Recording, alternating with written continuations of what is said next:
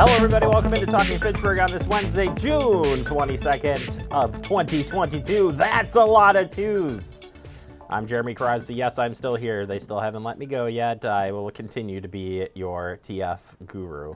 I guess, I've been the TF guru for so long now that it's just getting to my head. And you're just going to keep getting this every single day until they find a new replacement, such as Scott Yarbrough. He could take over for me. No, just kidding. Okay, so maybe the heat got to my head. It was so warm yesterday, and today is so nice out. Hopefully you're outside and enjoying yourself, or maybe you're outside watching this because you can on your phone and device. Or maybe you're just sitting inside with your feet up, which I want to be doing right now, and I will after I get home. But until then, we got a great show coming up for you. No more blabbling and babbling and blabbling. We have talks today with Fitrona EMS's Jeff Doslick. He's going to talk about summer safety tips. We're going to focus on heat safety. We've already had a lot of hot days, so we'll break that down. Plus, we're just going to talk about some other emergencies, like bee stings, ouch, burns, ouch, and poisonings, ouch, like the itchy ones, the plants. Plants versus human type of deal. We'll have all of that for you coming up today with Jeff Doslick. But first, we do have some headlines, and we start with the pop-up library at the park. Tomorrow is like the day for events across Fitchburg. If you can't find something tomorrow, I don't even know what to tell you. You're watching the wrong show then. Here we go. Pop-up library at the park tomorrow, June 23rd, 2 to 3 p.m. Hugo Jamestown Park is where it's going to be, 5810 Williamsburg Way. Here in beautiful Fitchburg, stories, activities, crafts, they have them all for you. Check it out. And there will be a Second Harvest free mobile food pantry stopping by the Southdale Park. This is happening tomorrow, June 23rd at 10:30 a.m. to 11:30 a.m. All who need food are welcome. No ID needed. Drive through or walk up. Workers will only ask you for how many people are in your household, and it normally includes 3 boxes of food, milk, and more. Got any questions? Call our friend. Her name is Laura, or you can text her, 608-444-1290. 200 Deer Valley Road in the town of Madison is where the Southdale Park is located. Ireland. You ever wonder what's at Ireland? I do. Well, we got a colorful tour of the Emerald Island happening. Easy for me to say. This presentation, Joe will share his experiences in traveling to Ireland. It's going to be awesome. This fun and informative pictorial presentation will discuss some of the key points of Irish culture, both past and present. Stop on out tomorrow at 1 p.m. You can register for this program at fitchburgwi.gov. Look for the Senior Center page. Also happening tomorrow is Fun in the Park. This will be happening at the Southdale Park at 4:30 p.m. It's the first of 3 fun events. Town of Madison residents who are coming to Fitchburg because of the annexation, we want you to come out, talk to us. Staff will be out there, including the library, senior center, police department, fire department. Okay, most of the departments are going to be there, so I'm not going to list them all. We're going to be there for you. Also have food, bouncy castle, and lots of information for you to answer all the questions you might have. We'll see you there at 4:30 at the Southdale Park. Again, that's located at 200 Deer Valley Road. All right, that does it for the headlines. Coming up next, we have Jeff Doslick in for Summer Emergencies. That's coming up next right here on Talking Fitchburg. You could be spreading the coronavirus without realizing you have it. So follow guidance from authorities where you live and do your part. It's important to limit in-person interaction with anyone outside of your immediate household, but phone and video chat are safe ways to connect. It's also important to limit any social gathering. This advice applies to people of any age, including teens and younger adults. Visit coronavirus.gov for the latest information.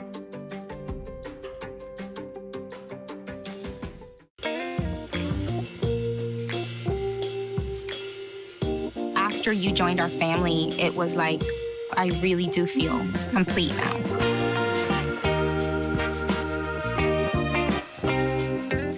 Our hearts are made stronger by how we treat others. Put her there. The light you share can impact those around you, but so can the darkness. Later, twerps. Did Pete saying mean things bother ya? So when you reach out to another person, take a moment to consider how they will feel and let your heart be the key to making a difference. Because of you, someone's entire day, year, or even life can change. In every heart, there's hope. Brandon met a girl on a dating app. He finally found the courage to ask her out. No answer. He started to panic. Was he being... Hey, sorry I didn't respond. I was driving. She must be a keeper. We're all just trying to keep things running for those who rely on us. That's why we don't have time to be sick with the flu. We don't have time for delays. We don't have time for spills. Next. We don't have time for setbacks. Let's be real. Getting the flu shot helps you fight the flu. Get a flu shot for yourself and those around you too. Welcome back into Talking Fitchburg. Joining today from Fitchrona EMS, your Deputy Chief, Jeff Doslick. Jeff, welcome back to the show. How you doing? Good morning. I'm doing great. Thank you. You know, your name is the only name that I can do that. Like, your Deputy Chief, Jeff Doslick. It just works. Good. I like it. I do too. Should have been a baseball player. You should have been a baseball player. What would be your walk-up music, do you think? Oh, gosh. I don't know. Something by Eminem, probably.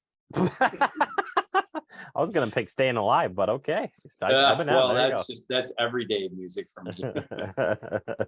All right, we're here to talk about summer emergencies. It is summertime, hot out there, and we've just had a couple of heat waves in Wisconsin already this year, so it's a good time to talk about all of these things. Yeah. But since the heat has fried our brains already, let's talk a little bit about heat emergencies. And it doesn't matter if you're young or old. It affects people differently, but it is preventable. But some groups are more susceptible to it, some aren't. So tell us some ways to beat the heat, if you will. Beat the heat.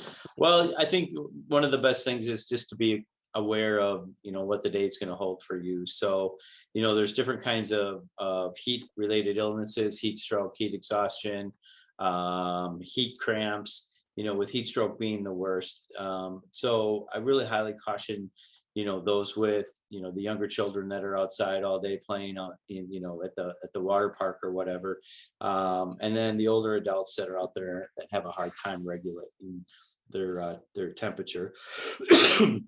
Excuse me. Is just to be aware of what's happening, to spend a little time in the sun and get into the shade. The biggest thing with summer emergencies is dehydration. So we know how much water we need to drink every day, but we need to increase that when we have days that are like today, where it's going to be 98 degrees outside. So making sure that that you stay hydrated, and that's not alcohol, that's water. Your favorite drinks are fine to kind of supplement, but you really need to replenish the water that you're losing as far as the heat is concerned. So just be aware, watch for others that are out there. So if you're outside and you're working outside, watch for those that you work with. Keep track of your neighbors. If the air conditioning is not working at your neighbor's house, make sure you're checking on them, and getting them into an area where they can cool off. Jeff, what I think we spend a lot of time talking about, the preventative measures, but what happens if when Fitchrona shows up on site for a heat emergency? What are the things that you folks are going to do as you prepare for transport or whatever is the outcome there? But what's that other side look like, so people kind of maybe get a better understanding of the emergency that's occurring? Sure. From our end, we're going to want to get a really good history on what happened, how long you've been outside, what have you been doing. If you're able to tell us that, if it's a heat stroke and you might have an altered state, you might not be able to share that information. We're obviously going to want to try and get a temperature, get you into a cool ambulance and have the air conditioning on and so forth. Start an IV, so to make sure we can get you hydrated as quickly as we can. Making sure that if we need to put ice packs or cold packs, we might do that. So the places that we'll put them are going to be in your neck or your groin or your armpits, and those areas can cool you off. The biggest thing is to try and get you cooled down as quickly as possible. We don't see it too often, but for those people that are, have body temperatures that are really high, if we have to get you into a cool bath with ice water, we'll try to do that as well. But we're able to most of the time get you cooled down with ice packs, and if towels that are soaked in cold water, maybe wrapped in ice, can go around the neck and the groins and the armpits, and transport too. Yeah, I think it's interesting, and not that every call is the same. So certainly, don't if you're taking notes, don't worry. It could change depending on your situation, but I think that's good for people to know. Right. Yeah, just be aware of those. If you're outside and there's a progression of, you're sweating and you've done some exercise, now you start to have some muscle pain and some spasms. Start to think, well, that could be heat cramps. And as you move into heat exhaustion, you might have some nausea and vomiting. You might be more tired than normal, start to get a headache, dizziness. Again, move into a cool place, loosen your clothes, maybe put cool, wet clothes on your body to help you cool down. So, if you had to soak your shirt or whatever, and then take some water.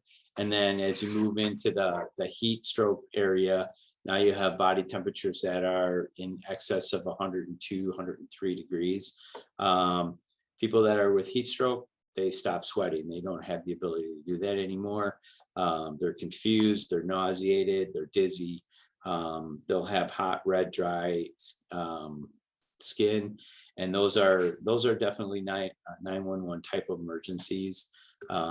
You want to get the person into a cooler place, try to lower their temperature, and if you can get them into a cool bath, that's a good start. All right, Jeff, great information. I appreciate it. We're going to do another segment with you on bike safety and other scratching ouchies. We'll call it skin injuries, burns, and cuts. Yeah, ouchies for sure. But Jeff, if people want to learn more about Fitchburg EMS and stay up to date on what's going on, how can they do so? Yep. So visit us on our Facebook page. Fitchburg EMS has a Facebook page, Instagram, Twitter. You can call me, you can email me, you can send pigeons with your messages. We're certainly here to get as much information out as we can and try to be timely in a season like today, where it's going to be nice and warm. And I'll dread talking to you when you say, hey, we need to talk about cold emergencies and it's going to be 40 below zero. So I'll take this over any of that anytime. All right, Jeff, thank you so much. We'll talk to you soon. Yep, you bet. Jeff Dostlik, Fitchburg EMS, your deputy chief, and so much more. We'll take a quick break. More to come. You're watching Talking Fitchburg. See on page 4 that the projections need to be flood next Thursday? Seriously? Thursday? Can't do that. This is really inconvenient. I have yoga that day. I have no time for this. So I can't do Thursday, but I can do Friday. Disasters don't plan ahead. You can. Talk to your loved ones about how you're going to be ready in an emergency. Don't wait. Communicate. Type 2 diabetes can have a big impact on your life, but how can it be prevented? Well, the first step is knowing if you have prediabetes, a serious medical condition that puts you at high risk for type 2 diabetes. 1 in 3 American adults has prediabetes, but more than 80% don't know they have it. The good news is, prediabetes can be reversed, and for many people, healthy changes in their daily routine can make a big difference. Take the 1-minute risk test today at doihaveprediabetes.org. Severe weather can strike anytime, anywhere, but there's a simple way to stay safe. Hey, Jim Cantori here. I stay safe in dangerous weather by planning ahead. You can stay safe too with a few easy steps. Build an inexpensive kit with supplies for your family's needs. Write down important information like phone numbers and medications. Always talk with your family and remember any pets in your planning. Be ready, be safe. Start your plan today at ready.gov/plan.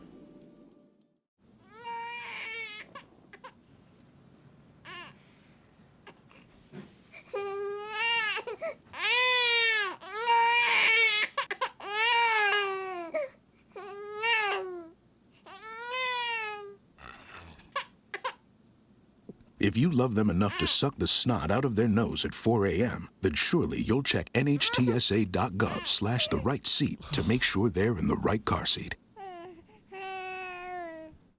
Welcome back into Talking Fitchburg. Joining today from Fitchburg EMS, it's Deputy Chief Jeff Doslick. Jeff, welcome back to the show. How you doing? I'm doing great. Thanks. Nice seeing you again. Hey, long time no see. We've got a lot to talk about today on Summer Emergencies Talk. We kind of started this discussion with heat safety last time. I wanted to pick up on other areas in the trauma side. Maybe talk about a little bit about the poisoning. You got a little bit of everything that can happen during the summer. So we're going to try to get to as many topics as possible here with going. First one, let's just hit it. It is a biking community, and you guys have bike medics, which are awesome. Got to see them in action, by the way, a few weeks ago. They did a great job. They biking safety and just some general emergency stuff that come with biking. What would you have for safety tips on that front? Sure. So obviously the biggest one is wear a helmet. And if you're an adult, wear a helmet when if you insist that your children wear a helmet while they're biking with you, put one on too. And I've seen, it's over the years that I've been doing this, I really don't see a lot of people not have helmets on unless they're just reckless teenagers. And so wear a helmet when you're out biking. Obviously for the little kids, it's just because it makes me cringe when I see it, because I know what those injuries are, elbow pads and knee pads and things like that. My grandchildren get mad at me because I tend to lean on like, okay, we're going to put a cage around you when we go biking so you don't get hurt. Bike helmets are the biggest thing.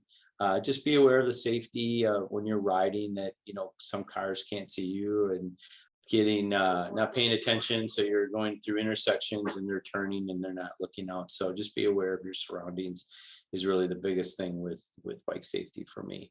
Types of injuries, we obviously see, fractures and head injuries and a lot of scrapes from those falls that happen on bikes. All right. Well, I'm with you on the biking safety and the kids. When my kids get on the bike, I want to put them in like bubble wrap, because the swerving that they do, and they like to test the limits, but they don't know what the ouchie is. So that's all part of it, certainly. Moving on then, another, I think, big one for a lot of people and me, and I freak out when I see them, but bees really stand out, and we love the bees. We need the bees, but certainly bee stings can affect people different ways. So if somebody is stung by a bee, first let's just talk on the you're stung, now what? And then if you're stung and you do have an allergic reaction, a significant allergic reaction, then what do you do? Bee stings and wasps and those little critters that are out, especially when it gets warm outside, and we rely on them to pollinate the world, right? And so just being aware that there's a potential, especially if you're going to be playing out in your garden or those types of areas. For those that are just stung by a bee and they don't have any of the big allergic reactions, it hurts. I don't like it. It happens. You can, clean it off and try to get the stinger out if the stinger is still in there, and it just takes a little bit of time, and the pain, eventually goes away. For those of you that are allergic to bee stings and carry an EpiPen, I highly recommend, and most of the people that have those EpiPens have them with them all the time. But I highly recommend that you carry them, especially this time of year like today, where it's nice and warm.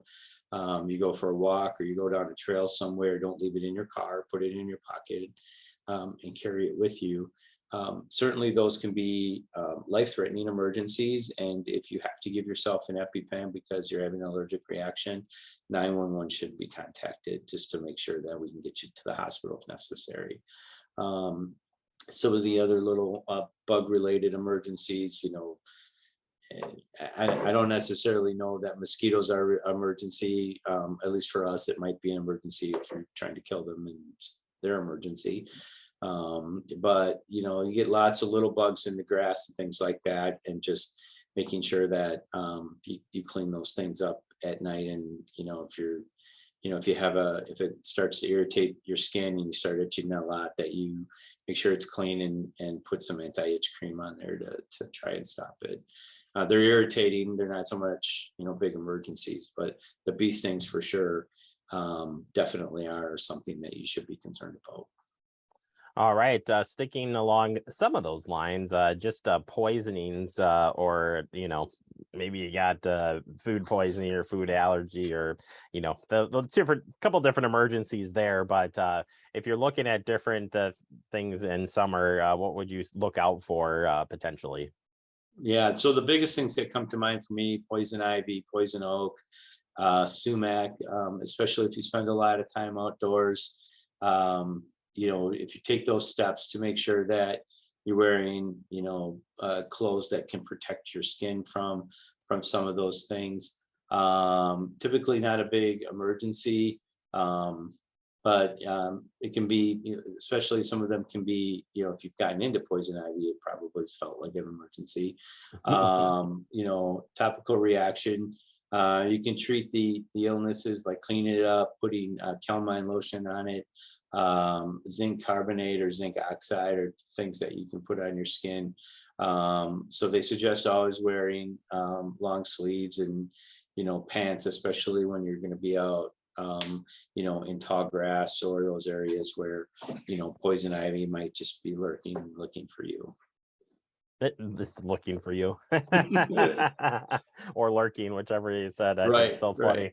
right. All right, finally, do want to spend some time in the soft tissue injury burn side of things. We go camping, we certainly do other things that could involve heat. We're getting close to 4th of July, which we'll spend an extra amount of time on that one. But Sure. for those burns, maybe not significant burn, but I guess even you could probably describe it better than I can. What would you recommend as far as safety tips? We know that we shouldn't get burned, but if you do, Right. the significance of a burn and maybe when to dial 911 versus not.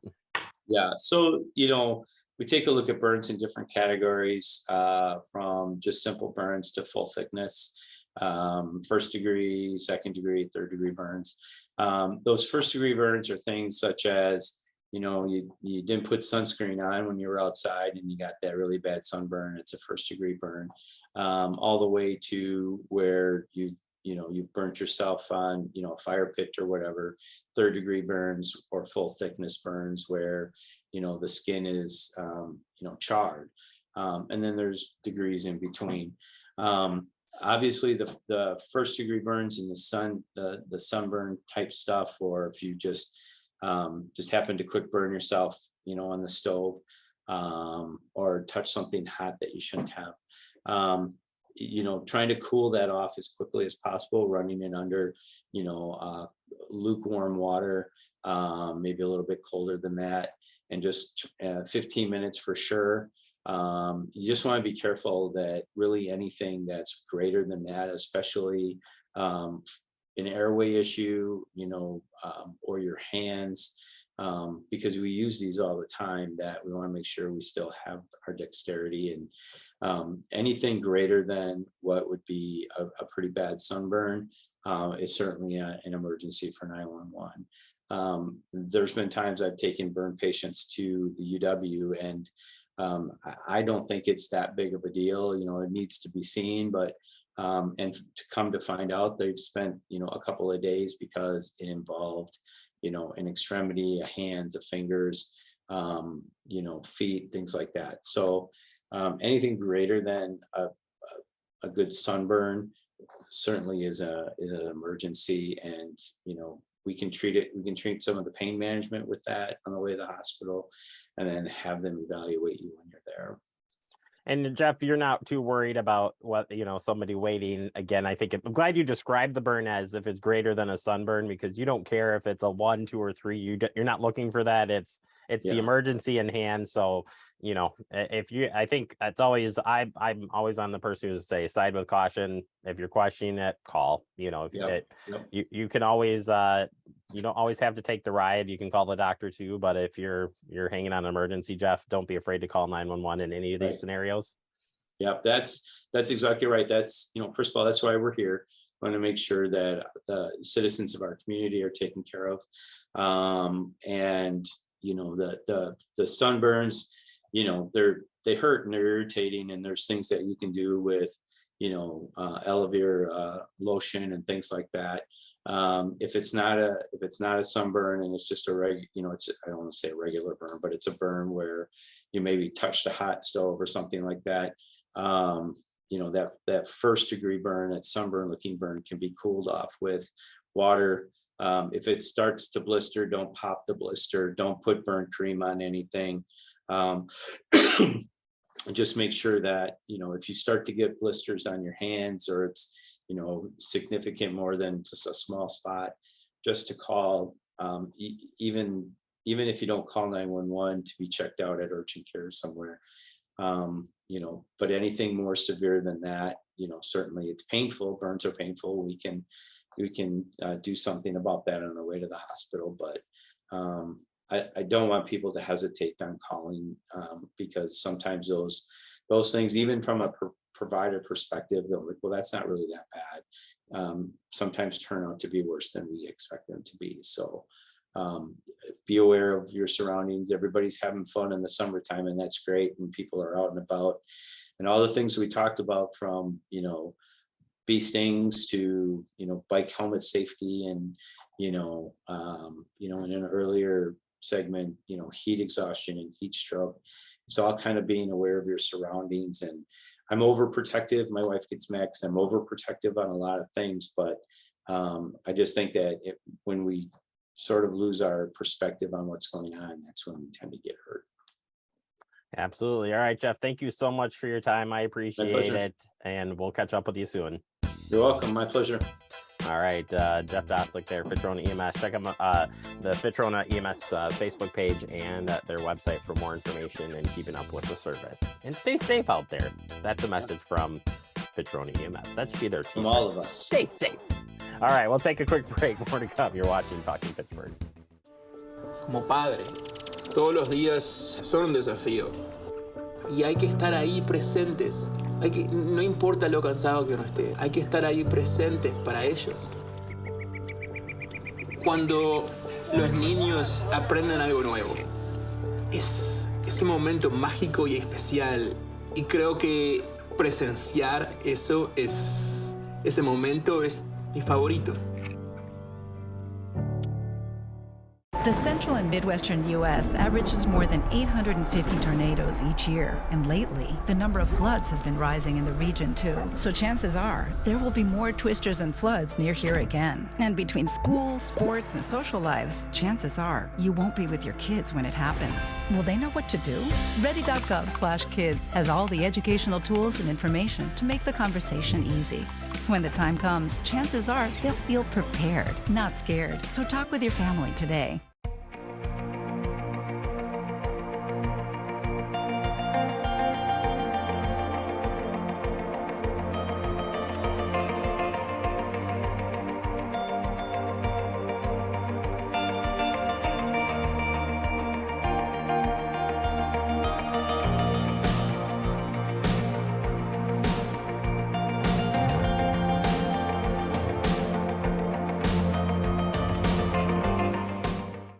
Welcome back into Talking Fitchburg. Wrapping up the show, I want to thank Jeff Doslick from Fitrona EMS helping us out with summer emergencies. We'll get both of those posted up online at our Facebook and YouTube accounts. And, of course, the full show will be up there as well. And if you didn't know where to go for that, well, here it is. It's right there on your screen, available for you 24 hours a day, 7 days a week. That's what Fact TV is. Have a great evening, everybody. We'll see you back here tomorrow.